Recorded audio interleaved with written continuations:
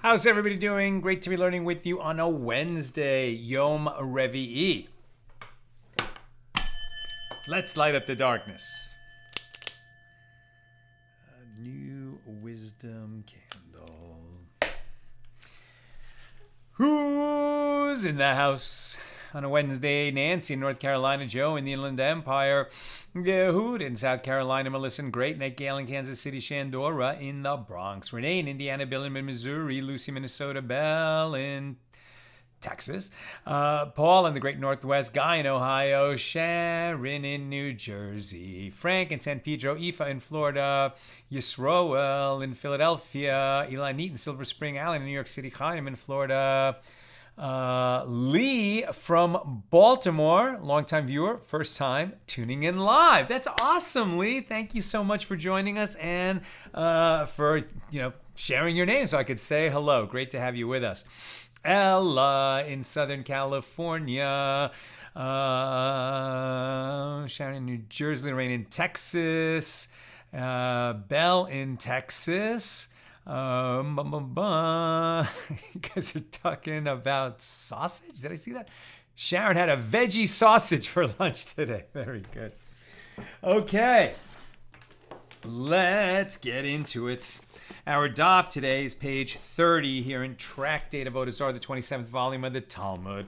Continuing our discussion, which we just opened yesterday, of Mishna number 4 in chapter 2. We just started the Gemara yesterday. We're near the bottom of page 29b. By the way, it's just, you guys want an update, right? It's heating up like crazy with the movie. It's really cool. All kinds of pieces are hitting the news. Some reviews, some beautiful reviews came in today. Very cool. Stand with us. Stand with us. Such an important organization, probably the foremost organization dedicated to Jewish safety online. Educating kids on college campuses, how to advocate for Israel, how to protect themselves from anti-Semitism. They have a big legal department that is helping kids defend themselves on campuses from anti-Semitism. 1.6 million followers on Instagram, 1.9 million followers on Facebook. Such an important organization.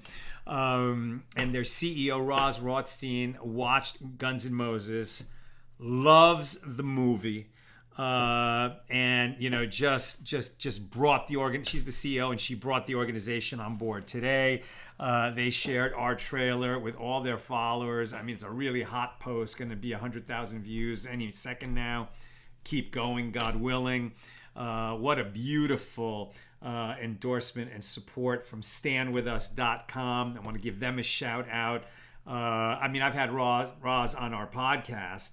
I didn't know her at that time. I just invited her, and because I honor her work, and it was just great to hear how she created the organization, and how they have really fought over the years, and she's just so busy since October 7th. It's you can imagine. And it was not easy, to just kind of break through everything that was going on. To get her to focus, and she finally was able to watch the movie, and she just fell in love with Guns N' Moses and put all the resources of Stand With Us behind it to help get the word out. That was really special, really special. We're very grateful to Roz and to standwithus.com. And if you have kids in college and they're wondering, where do I get good information to help me answer all the lies that are being thrown around on these college campuses about Israel, about the Jewish people, that's one-stop shopping, standwithus.com. Okay, let's get into it. Near the bottom of page 29b, the Mishnah teaches, and vinegar belonging to idolaters that was originally wine is prohibited. What are we talking about? We know that the wine of idolaters is prohibited for Jews because idolaters might have used it in a ceremony of idolatry. If it was used if there's even a chance that wine was used as a libation for idolatry, we can't have anything to do with it. So what's the issue with vinegar? Vinegar, at least in the ancient world, is made from wine, right? So the point is that aged, wine that went bad, then they used it to turn it into vinegar. But if it came from wine that might have been used for idolatry, then not only can we not have the wine that belonged to idolaters, but neither can we have their vinegar. Let me just, I thought I did this, but I don't want to be distracted. There. Okay. Right. Here we go. And vinegar belonging to idolaters, that was originally wine, is prohibited. So the Gemara asks, isn't this obvious? Just because the wine has soured, should its prohibition lapse? And Rav Ashi said this comes to teach us that our vinegar, right, vinegar belonging to Jews, that is in an idolater's possession, right? We own it, but for whatever reason we're storing it by an idolater, does not require a seal within a seal for it to remain permitted for consumption. Right? Interesting. It's not like you could store your vinegar with an idolater and it would be okay if the idolater has access to it. It has to be sealed, but we don't have to have a seal within a seal, is what we're learning here. This comes to teach us that our vinegar that is in the idolater's possession does not require a seal within a seal for it to remain permitted for consumption. Rather, one seal is sufficient. So Rav Ashi explains the reason for this leniency. If the concern is due to the idolatrous libation, right, that the idolater, remember, we're talking very much in Talmudic times when pretty much all the surrounding peoples around the Jews were idolaters. They were people who literally bowed down to idols, and idolatry is expressly prohibited for all human beings in the Bible. Right, so where am I? So rather, one seal is sufficient. And Rav Ashi explains the reason for the leniency. If the concern is due to the idolatrous libation, well, the idolaters do not offer libations of vinegar. They only offer libations of wine to their idols. And if the concern is due to the the idolater may secretly exchange his prohibited vinegar with the vinegar of a Jew, since there is one seal, the idolater will not exert himself and forge a different seal in order to facilitate the exchange. Right? There's a limit to how far they're going to go to mess with the Jew, so to speak. Rabbi Ilya says we learned that cooked wine belonging to idolaters that was originally uncooked wine is prohibited.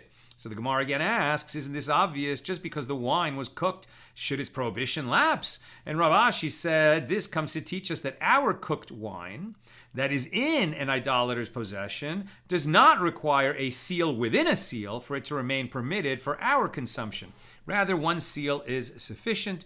And Rav Ashi elaborates, if the concern is due to idolatrous libation, idolaters do not offer libations of cooked wine. They only use uncooked wine.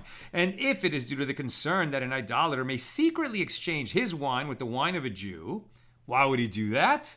Either because he thinks he's going to get better wine from the Jew, or because he wants to mess with the Jew and secretly make the Jew drink something that is not kosher for the Jew to drink, just to mess with him. These were real concerns. Right, his wine with the wine of a Jew. Since there is one seal, the idolater will not exert himself and forge a different seal in order to facilitate that exchange. Now we're on page 30a. The Gemara discusses the law with regard to various types of wine. The sages taught cooked wine and aluntit of, let me just get that, aluntis. So cooked wine and aluntis of idolaters are prohibited, but already prepared aluntis that was made by a Jew before it entered the idolater's possession is permitted. So the Gemara asks, what is aluntis? It is, as we learned in a Baraisa with regard to Shabbos. On Shabbos, one may prepare anomlin, but one may not prepare aluntis. So the Baraisa now clarifies, and what is anomlin and what is aluntis? Anomlin, this is a drink that is a mixture of wine, honey, and pepper. Can you mix wine, honey, and pepper on Shabbos? Yeah, because you're just mixing some liquids together that you're going to drink. You're not cooking, and you're not creating medicine. Aluntis is different. Aluntis is a mixture of aged wine and clear water and balsam, which they prepare for drinking after bathing in a bathhouse to cool down from the heat of the bathhouse. And it is prohibited to prepare aluntis on Shabbos because it is a type of remedy. And as we've seen, we don't compound medicines, right? Because there's a possibility that we might come to grind herbs and whatnot, and therefore desecrate Shabbos. We don't make medicines. We don't take medicines on Shabbos unless it's a life-threatening situation. Rabba and Rav Yosef both say diluted wine is not subject to the law of exposure, according to which the consumption of a liquid is prohibited if it is left uncovered, and cooked wine is not subject to the law of libation, which prohibits deriving benefit from wine that has been in an idolater's possession. A dilemma was raised before them with regard to cooked wine. Is it subject to the law of exposure, or is it not subject to the law of exposure?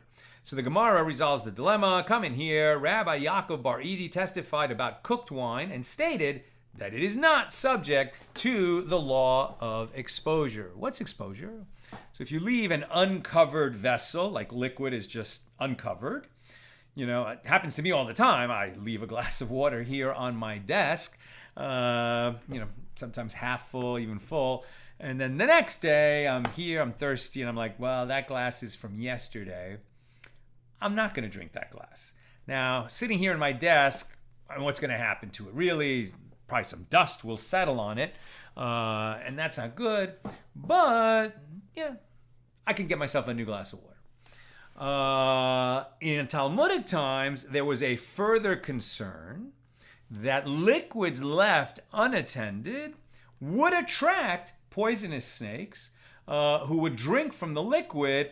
And as they do that, they would leave some of their venom in the liquid, and then you would ingest the venom. And to preclude that, they had an ordinance that you don't drink liquids that have been left unattended for a certain amount of time. That's the law of exposure. Now, the Gemara cites another proof that cooked wine is not subject to the law of exposure. When Rabbi Yanai Bar Yishmael became ill, Rabbi Yishmael ben Zerud and other sages went to him to inquire about his health. And they were seated, and this very dilemma was raised before them. With regard to cooked wine, is it subject to the law of exposure, or is it not subject to the law of exposure? And Rabbi Yishmael ben Zerud said to them, this is what Rabbi Shimon ben Lakish says in the name of a great man. And parenthetically, the Gemara asks, and who is the great man? And the Gemara says, he is Rabbi Chia. So he said, cooked wine is not subject to the law of exposure, right? So they're not worried about dust settling on the wine that's left out. They're worried about the snake coming and drinking from it.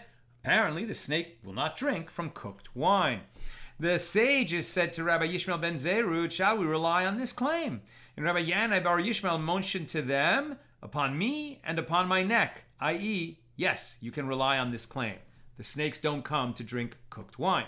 So the Gemara relates another incident. Shmuel and Ablet, a Gentile scholar, were sitting together, and others brought cooked wine before them. And Ablet withdrew his hand to avoid rendering the wine prohibited to Shmuel. Seeing this, Shmuel said to Ablet that the sages said, cooked wine is not subject to the prohibition of wine used for a libation, that we should be concerned that you might have used it as a libation for idolatry, and therefore you need not withdraw your hand on my account. Interesting. So one reason is that the idolaters don't use cooked wine as a libation, so there's no reason to think that cooked wine that was in their possession might have been used in that way. And the Gemara cites yet another incident. Rabbi Chia's maidservant noticed that a certain container of cooked wine had become exposed. She came before Rabbi Chia, who said to her that the sages said, cooked wine is not subject to the law of exposure. And similarly, Avoda Bar Ahava's attendant noticed that a certain container of diluted wine had become exposed. Avoda Bar Ahava said to him that the sages said, diluted wine is not subject to the law of exposure. That's interesting. Sounds like these snakes in that period were only into coming to drink from strong wine, but not diluted wine. Now, diluted wine is how people normally drank it. The wine of Talmudic times was much stronger than our wine. And in order to render it drinkable, to have the same kind of alcohol content that modern wine has, they would have to add water to it. I believe usually like 3 parts water to 1 part wine. It's quite strong. Rav Papa said, we said that wine is not subject to the law of exposure only in a case where it was well diluted. But where it was only partially diluted, a snake might still drink from it, and therefore it is prohibited. The Gemara rejects this claim, and is it correct that a snake drinks partially diluted wine? But wasn't Rabba bar Rav Huna once traveling on a ship while carrying a jug of wine with him, and he saw a certain snake that slithered and approached the wine, and he said to his attendant, remove the eyes of this serpent. That doesn't mean catch the serpent and pluck its eyes out. What it means is do something that will cause that snake to leave so its eyes won't be on us. His attendant took a bit of water and threw it in the wine, and the snake turned away. So this indicates that snakes do not drink partially diluted wine. They only want the strong stuff.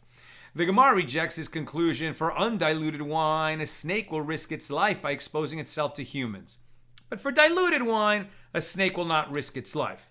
It might drink it if there's no humans around, but it's not so drawn to it the way it would for undiluted wine.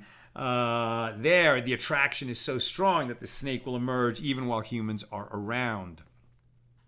The Gemara raises a difficulty, and is it true that for diluted wine a snake will not risk its life?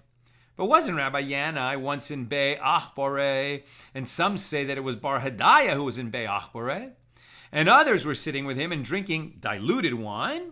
And when they finished, they had some wine left in the container, a bechuva, and they covered it with a cloth. And then they saw a certain snake take water in its mouth and pour it through the cloth into the container until the liquid filled the container and the wine flowed over the cloth. And then the snake drank the overflowing wine. And this shows that a snake will risk its life to drink diluted wine. That also shows that some snakes are very smart. It needs to get the wine level up to the level of the rim where it can, or above the cloth so it can drink it, and it brings water to raise the level of the wine. I had no idea.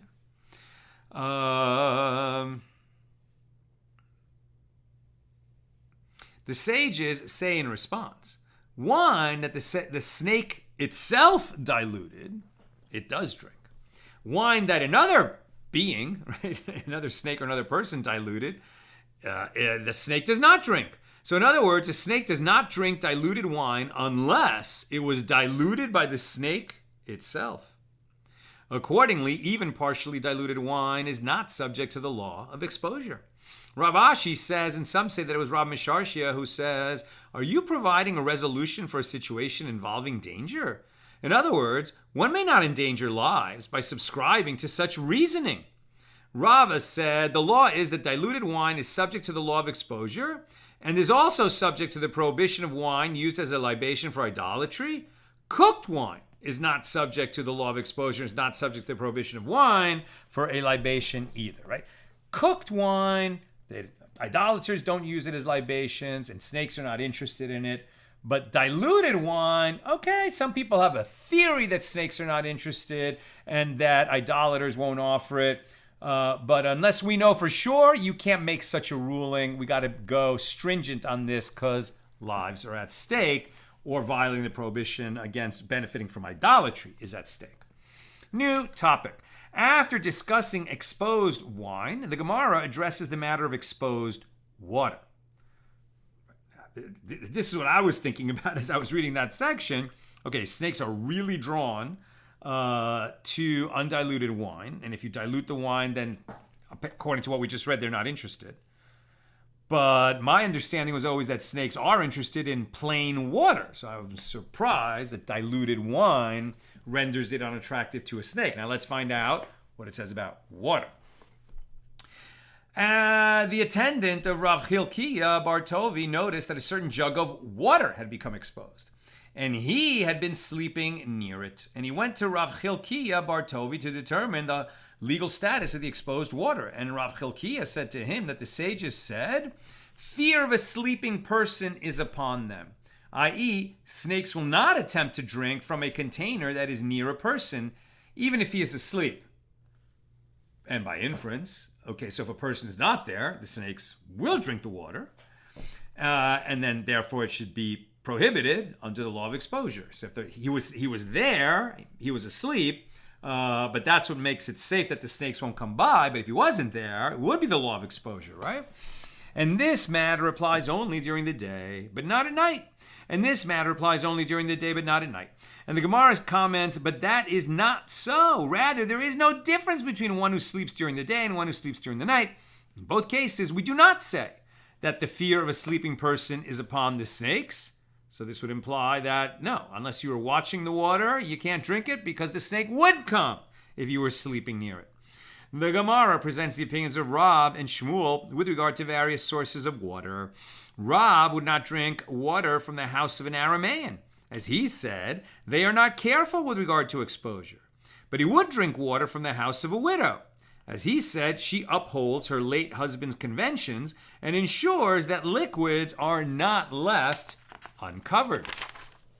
By contrast, Shmuel would not drink water from the house of a widow. As he said, she no longer has the fear of her husband upon her, and therefore she does not necessarily cover the water. But he would drink water from the house of an Aramean, who is an idolater. As he said, granted that they are not particular about the law of exposure, but in any event, they are particular about cleanliness. And they will cover it for hygienic reasons, if not halakhic or legal reasons, right? Hygienic reasons. The Gemara cites a different version. Some say that Rav would not drink water from the house of an Aramean, but he would drink water from the house of a widow. Shmuel would not drink water either from the house of an Aramean nor from the house of a widow. Rabbi Yehoshua ben Levi says there are three kinds of wines that are not subject to the law of exposure, and they are sharp, bitter, and sweet wines. Sharp is referring to acrid wine that cracks the jug due to its acidity. Bitter, this is referring to the yarneka. Sweet is referring to sweetened wine. These three wines that Rabbi Yehoshua ben Levi says are not subject to the law of exposure are all of low quality. Rav Chama teaches that the three wines are of high quality. Sharp is referring to wine mixed with peppers. Bitter is referring to wine mixed with wormwood. Sweet is referring to mei barg, a choice beverage. Rabbi Shimon ben Lakish says karina is not subject to the law of exposure, and the Gemara asks, what is karina? Rabbi Abahu said it is sweet wine that comes from Asia, meaning Asia Minor. Rava says, but in its place of origin, it is subject to the law of exposure. And what is the reason? The reason is that there it is the wine of the province, and snakes do not hesitate to drink from it. Rava said with regard to this wine that has soured, de akrim, until 3 days have passed, from when it began to sour, it is subject to the law of exposure, and it is subject to the prohibition of wine used for libation. Now we're on page 30b. From this point forward, it is not subject to the law of exposure and is not subject to the prohibition of wine used for libation.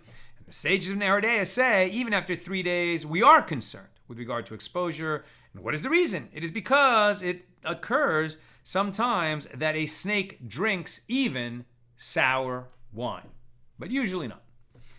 New topic. The Gemara discusses the law of exposure with regard to various foods and beverages. The sages taught wine that is still fermenting, not subject to the law of exposure. Apparently, while the wine is fermenting, snakes are not interested. And how long is the fermentation process? It is 3 days. Cress-based dishes, right? So in other words, dishes that include cress, which are like sprouts. Cress-based dishes are not subject to the law of exposure. But the residents of the diaspora, that's where we are, right, outside of Israel, are accustomed to treating them as prohibited if they are left exposed. And we said this only in a case where the dishes do not contain vinegar. But if they do contain vinegar, the vinegar repels the snakes, and in such a situation, even the inhabitants of the diaspora do not treat them as prohibited. The Gemara continues. Babylonian kutach. I think I'll just share this story now. Okay, so it seems like this idea that you can't leave food exposed or liquids exposed because a snake might come and drink from it and leave venom. Now, how literal is that? Is it really that the only reason is snakes and their venom? Already they mentioned hygiene. Hygiene is not the same as being concerned about snake venom. And I think now we're getting a little bit to understand that, the sages didn't know about microbe theory. They didn't have microscopes. They didn't know about bacteria and these kinds of germs like that we understand it in modern times. But they understood that things go bad, right? And leaving things out in the open makes them less than trustworthy. And also, having food that is unobserved, that something could happen to, it's not just snakes, and not just snake venom, it's not just something in the air. Other things can happen. Some other animal could come and leave its own, saliva or germs, whatever, when it eats or drinks of that animal. Could be rats. Rats will certainly come and eat of our food, and then maybe we don't want to eat something that rats have nibbled on. And then, we went to a bris this morning, a beautiful celebration, a circumcision. Some friends of ours had a grandchild. And there's a beautiful breakfast there, and we, joined in the meal. That's the mitzvah, to eat at the circumcision celebration. And there was just some fellow I never met before who was sitting at the table, and I don't know, maybe he's doing daf yomi, maybe he's not. I have no idea. But he told a story while we were sitting there because somebody next to me, left his food there. And then he went to wash his hands, and then he came back. And this guy said, and I said to him, this fellow who was sitting next to me, who was eating matzah from Passover, and I thought, wow, is he so concerned? Like, this was a very Orthodox crowd. There was no one there, who wasn't Orthodox Jewish or Hasidic or like super religious.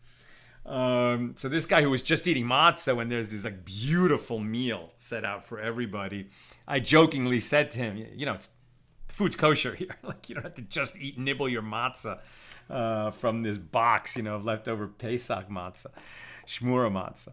I didn't know him, but he was definitely dressed in the garb of, I couldn't recognize which Hasidic sect, might have been Satmar. But this other guy at the table sort of heard my joke, and then he told this story. So I think it was not apropos of what we're reading here and the law of exposure.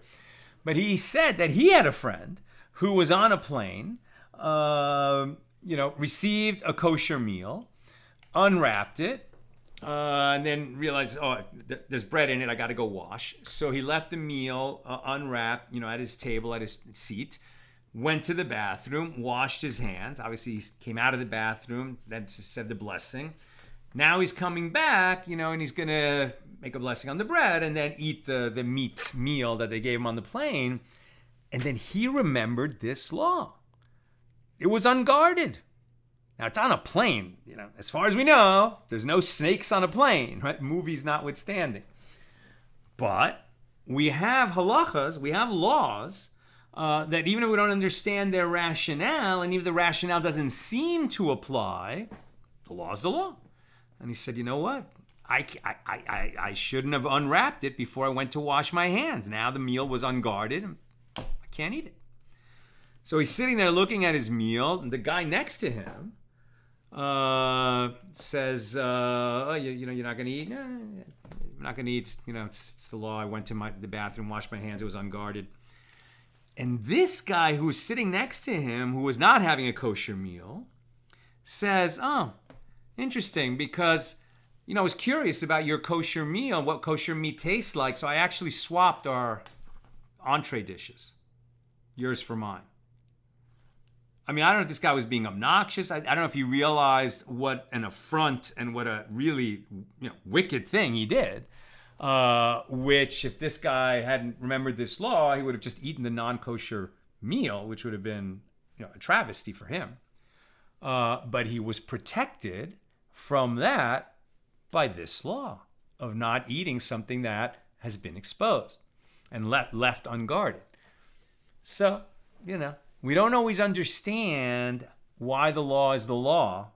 And sometimes it's not our rational, our reasoning that gives us the actual reason that law is in our lives. But the halachas, the law, the legal system, the Torah, and the ordinances of our sages, right? It's not that they're imposing on us to be difficult. It's to protect us. It's to keep us in a Torah life. Very interesting that I heard that story today, which I don't think that guy shared to me apropos of the daf, especially because we're running a day ahead. Interesting, huh? Okay, so maybe you were meant to hear this today. I don't know. Okay.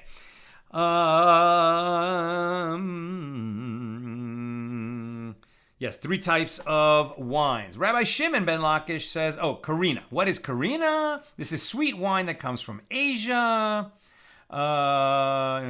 Libation. Right. No, what? I'm sorry. Now we're on page 30b. And we were talking about cress. So I got distracted. The Gemara continues. Babylonian kutach. Kutach is a dip. This is not subject to the law of exposure, but the residents of the diaspora are accustomed to treating it as prohibited if it's been exposed. Rav Menashe said, if the kutach has indentations in it, we are concerned that they are from a snake's fangs and it is therefore prohibited. Rabbi Chia bar Ashi says that Shmuel says dripping water is not subject to the law of exposure while it is being collected. It's hot in here. While it's being collected. Rav Ashi said, and that is the law only in a case where the dripping occurs one drop immediately after another drop, i.e. continuously, as the snake will not drink from it in that circumstance. But if the drip is slower, we are concerned. Rav Chia bar Ashi says that Shmuel says the mouth of a fig is not subject to the halacha of exposure.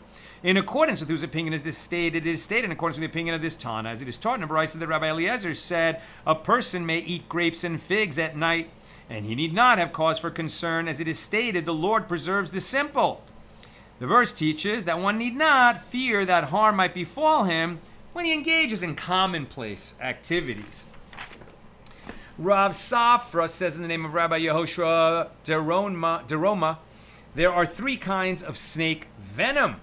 Venom of a young snake, which sinks to the bottom when it is deposited in liquid. Venom of a snake of middle age, i.e. snake that is no longer young, which is suspended in the liquid, and venom of an old snake, which floats to the top.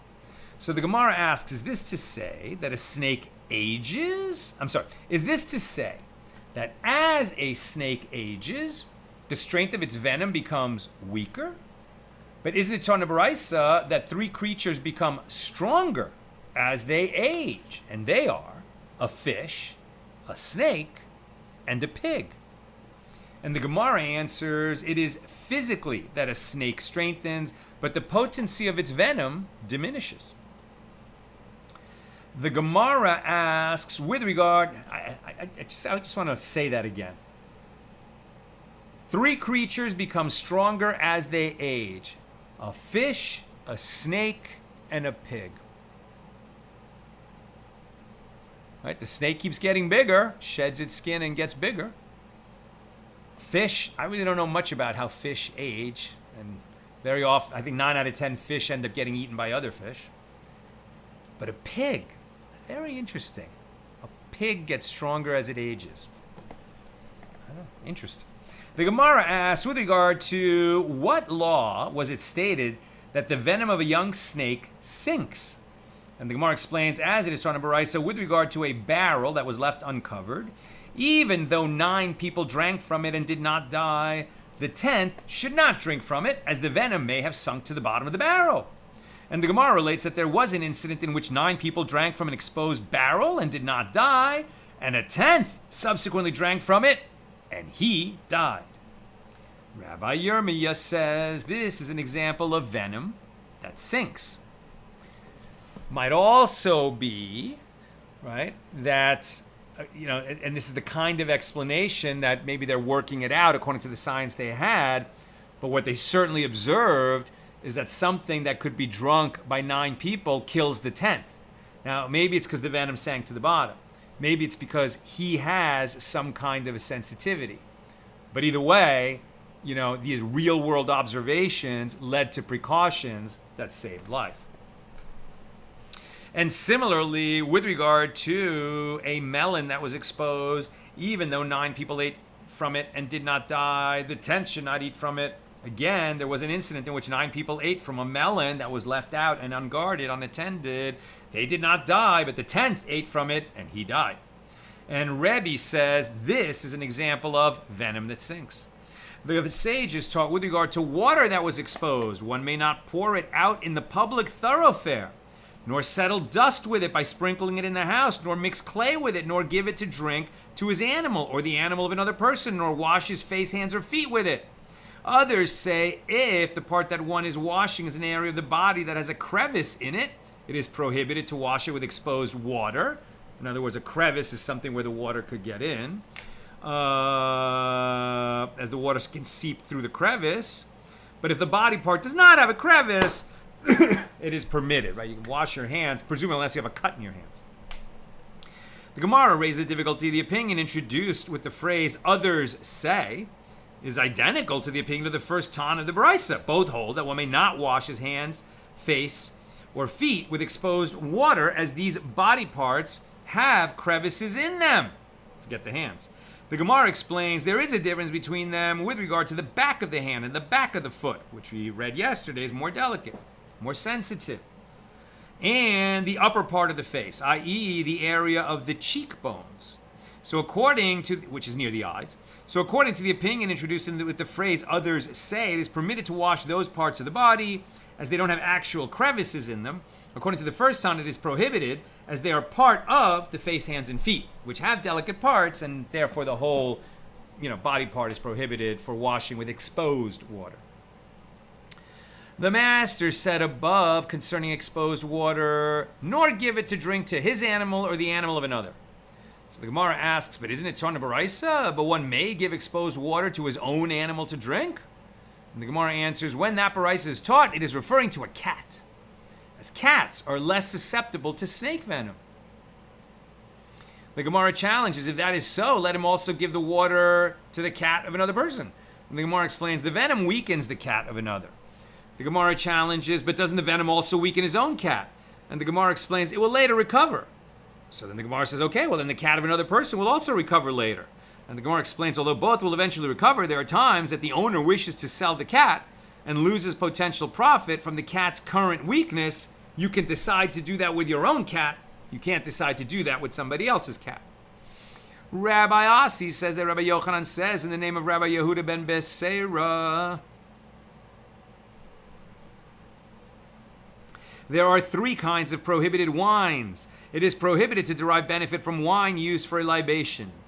And the wine imparts severe tuma, ritual impurity, when it has the volume of an olive bulk.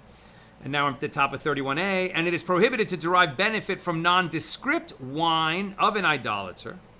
And the wine imparts tuma of liquids when it has the volume of 1/4 of a log.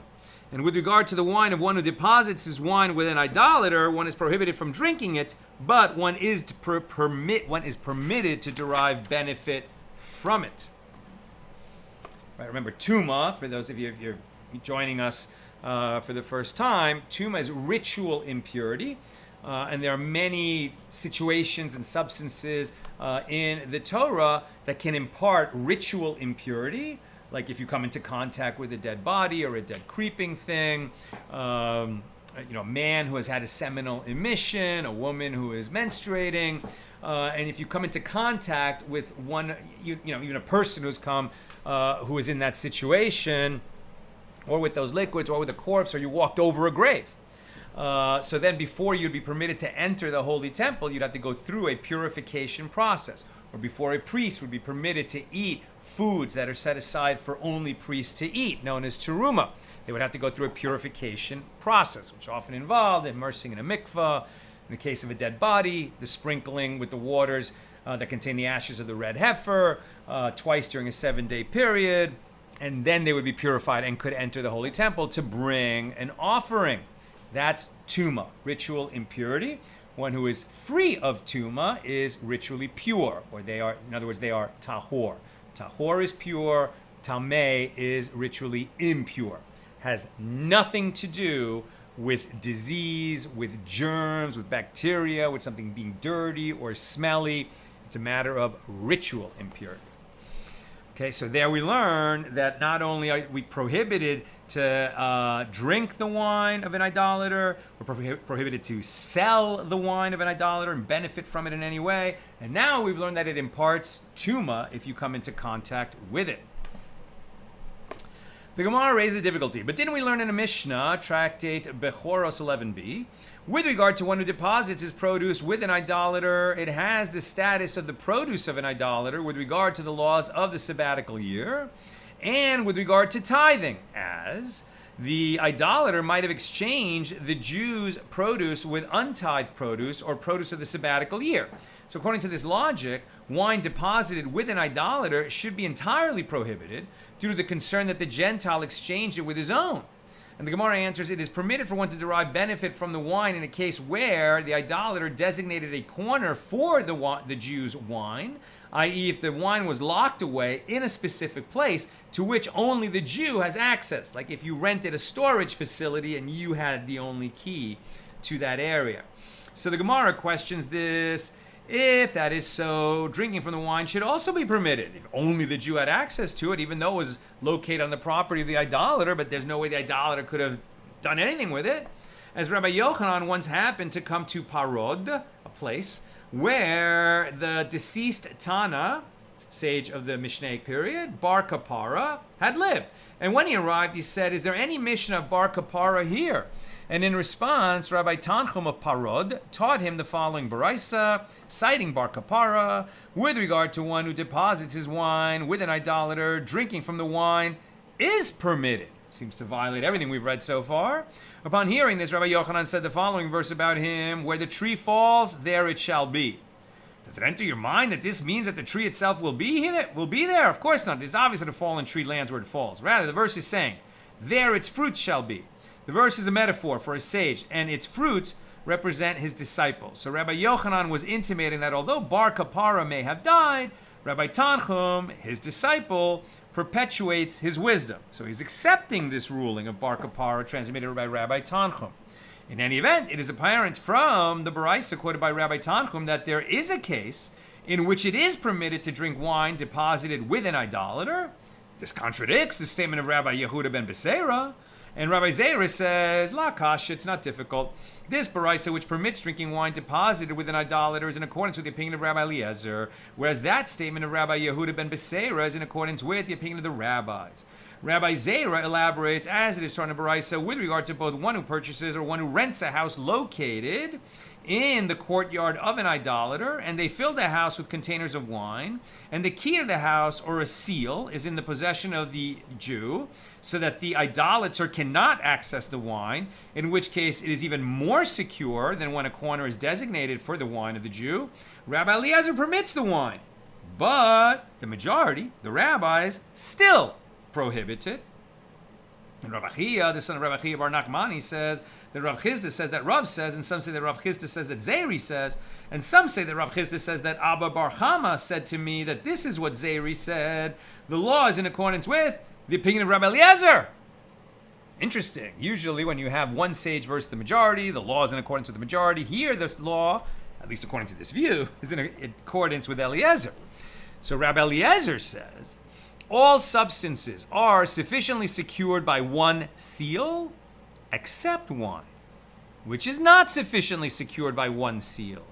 And Rabbi Yochanan says even wine is secured by one seal, and they do not disagree in their reasoning. Rather, the opinion of Rabbi Yochanan is in accordance with the opinion of Rabbi Eliezer, and that opinion of Rabbi Eliezer is in accordance with the opinion of the rabbis. I'm almost done. Questions or comments, please get them in now.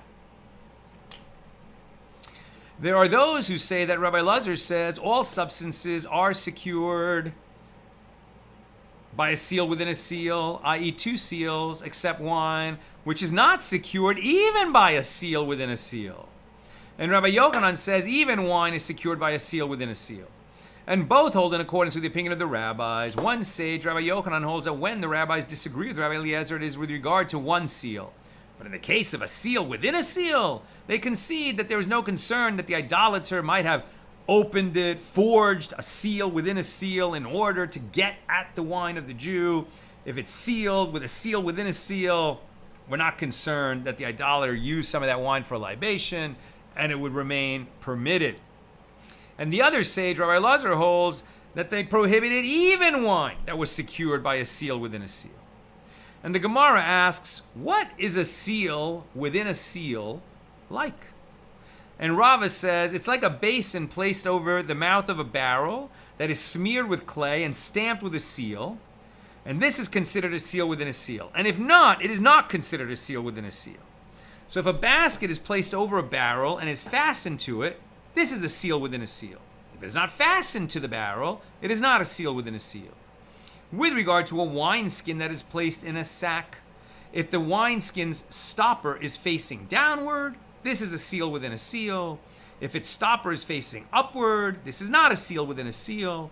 And if he bends the wineskin's bottleneck inward and ties the sack and seals it, this is also considered a seal within a seal. We can read this and we can imagine wine sacks and wine jugs and develop a little bit of a mental picture what they're talking about. But I would venture to say that, this is just the basics of common life. And when they're talking to each other, it's just obvious what they're talking about. It doesn't need, elaborate description that we would need to really understand how wine skins were made, how they were sealed, what's considered a proper seal, what's considered a reliable seal. There's just a lot of, sort of material, physical, visual knowledge that they assume because they all had it that I think we're lacking. And I think it's a little bit of a challenge for us to really understand what they mean when it's a seal within a seal. Okay, let's take some questions.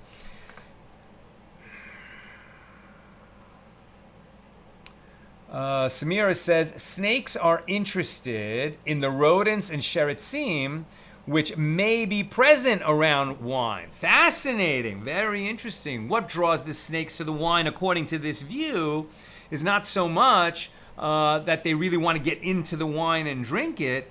It's that the wine attracts bugs and rodents that the snake wants to eat. Thank you. Sharon, guessing snakes would not be attracted to Manischewitz since we said sweet wine remains okay. And there were two opposing views. Sweet wine is cheap wine. Sweet wine is fine wine. I'm going to go with sweet wine is cheap wine. Bill, again, we've got the snakes in question being somehow aware of what the wine of the province is, something which is based solely on the culture of the humans in the area. That is not the behavior of natural snakes, but might be the behavior of, and I speculate only tentatively here, demons or other like beings who habitually take the form of snakes. That's interesting, but I'm not sure that I agree with you there, Bill. I can see the view. That makes, maybe demons do take the form of snakes. I think we've seen that elsewhere. But I think what they were talking about is snakes of the region versus snakes not of the region. That, maybe snakes are just attracted to what they're attracted to. But it might also be that snakes are attracted to things that are familiar to them because they're used to that and they consider like they know they won't die from it. But wine that is unfamiliar to the snake might have a survival instinct against it. And maybe the sages observed, or the generations, that they don't drink, they don't go near something that is unfamiliar because they survive that way, right? That is a good instinct to have in the wild, to only go to, what is familiar, until there's a famine and you're starving, you'll eat anything. But until then, probably there's going to be an advantage, an evolutionary advantage to animals that stick to what is safe. Karen, snakes don't only drink water. Sometimes they like to soak in it, especially right before shedding their skin. So if a drinking vessel was opaque, someone might be surprised by a bathing snake on the bottom. Ooh, that is interesting. I happen to see a video. I've been on social media a lot lately just because we're constantly posting and creating videos for the movie. But I saw there's some kind of a never before observed, like a massive gathering, like visible, from high up, like, really high up. It seemed like 1,000 feet up, like on a helicopter looking down on a river in Brazil. And there was like thousands of snakes. Now, from 1,000 feet up, why would you see 1,000 snakes in a river? Like, they'd be pretty small. Like, it'd be hard to see that. if they were 3 or 4 foot snakes. But these were 30-foot anacondas. Massive gathering of them. Like, imagine thousands of 30-foot anacondas. Glad I wasn't there in person. Michelle, down here in South Florida, there is social media called Nextdoor. Yeah, we have it here in California. People move down from up north and always post pictures of the latest snake in their backyards in fear. We always have to talk them down from their fear and tell them their snake is a nice snake. Yeah, their snake is a nice snake. Unless it's a rattlesnake, then all heck breaks loose online. Which I find interesting. I didn't realize that there are rattlesnakes in Florida. I would have thought that rattlesnakes, it just seems to me, it's like more of a, Southern California, Southwest America, desert type of environment. But yeah, I have heard there are rattlesnakes in Florida. I find that fascinating. You're just making me laugh. My father lives in Florida.